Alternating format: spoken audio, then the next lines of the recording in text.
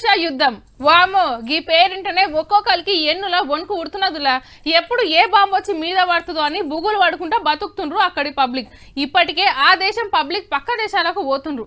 అక్కడున్న మన దేశ పలు కూడా రోజు కొందరు వస్తూనే ఉండ్రు. అయితే ఒక అన్న మాత్రం ఇటు రాడంటున్నాడు, గాడనే ఉంటాడంట, బాంబుల మూతల మధ్యనే ఉంటాడంటున్నావు. ఎందుకంటే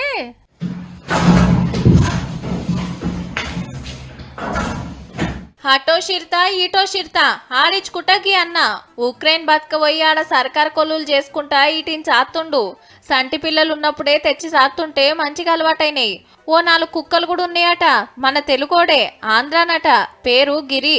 అయితే ఆడ యుద్ధం జరుగుతుంది కదా, ఇంటోళ్ళు ఆఫీసర్లు మస్తు ఫోన్లు కొడుతుండ్రు ఇంటికి రమ్మని. కానీ రానంటే రానంటుండు.